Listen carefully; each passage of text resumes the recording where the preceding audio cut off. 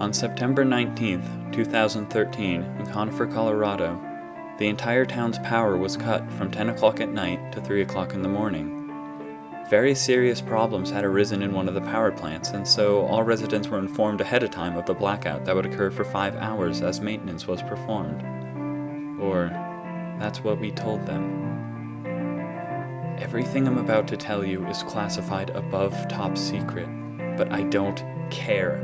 They can kill me for treason, it doesn't matter. I need to be punished for what we did to those people.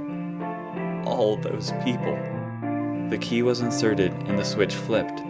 All power going to the town of Conifer and closely surrounding areas was converted to the facility. We never expected it to work. Sure, over 75 years of research and testing had to lead up to something. Certainly everything was in place. Everything functioned properly, all cylinders fired, the coils spun, the current arced in a perfect wavelength, in perfect sync with the clocks, reaching its destination before it ever left. Sure, the air crackled with energy as our wristwatches stopped and were torn from our wrists, and the scientists within 20 or so feet of it boiled alive where they stood. Sure, we all stood in shock and horror as something finally happened after all those years, as everything finally clicked, and yet, right up until the very end, still not a one of us expected it to actually work. But then it happened. The air between the generators solidified, erupting in brilliant shades of blue, imploding and collapsing onto itself as the rift formed. We thought we were prepared for it to work. We thought we could control it. But in that moment, we realized how wrong we were. Having claimed lives, the power to the generators had been immediately stopped, but nothing happened. The coils continued to spin as electricity tore through the air. It was siphoning its own energy now. Violent bursts of lightning erupted in every direction, and the smell of singed flesh was overpowering. I was inside the control tower, looking out through the glass as it all happened. The screams were muffled yet agonizing, and my hand, pressed up against the window, began to melt to the glass. I hadn't been looking directly at it, but my commander-in-chief and many of my fellow lieutenants now stumbled through the facility, blinded, clutching their heads in agony. The heat distortion made everything in my vision blurry and warped, and I could feel my skin blistering as a glass window started to liquefy. I was sure I was seconds away from catching fire when it suddenly stabilized. The surviving military personnel and scientists lucky enough to have been inside the control room with me stopped running immediately and slowly turned to gaze at it. I didn't even notice my singed flesh nor feel the pain as my eyes widened. It was beautiful, but horrible. The dimensional rift split reality in two, a jagged tear vibrating with electricity and raw power. Blue tendrils of light danced across its mirrored glass-like surface. It had worked. Far too well.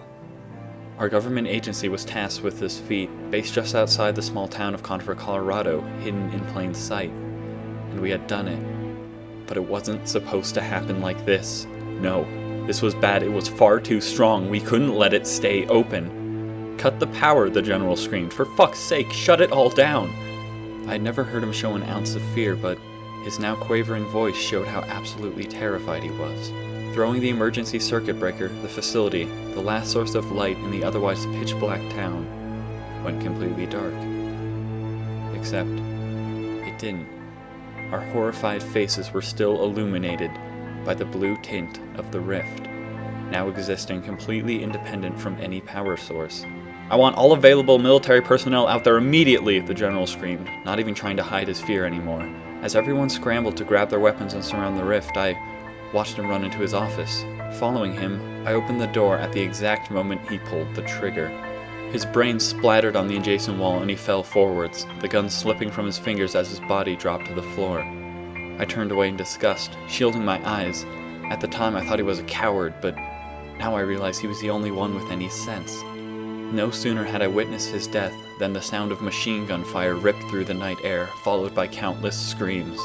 I ran back outside in a panic to see the flashes of muzzle fire, and as each shot illuminated the darkness, I could see them. Their crooked, segmented legs crawling out of the rift, their human-like faces with mouths horribly stretched, unhinging their jaws.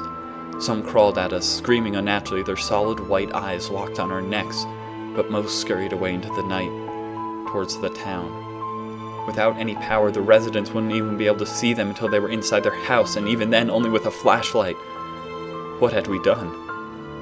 After nearly an hour, backup finally arrived and we were able to lock down the rift as it slowly lost energy, getting fainter and fainter. The source under control, a cleanup crew was dispatched to the town to deal with stragglers, but the men who went and managed to get back weren't the same. They were all pale and sickly. Their eyes were haunted. They talked of houses, of rooms painted with blood, of skinned, mutilated corpses having been dragged down hallways, their organs lying next to them. I'm pretty sure I'm the only one in my division who hasn't offed myself yet. People can only handle so much. Most of the townspeople were oblivious. It was merely a few hours without power during which they were most likely asleep anyway. But I can only imagine the horrors some of them witnessed, running through a dark, candlelit house, seeing their family torn apart, phone lines dead, on the darkest night in the history of Conifer.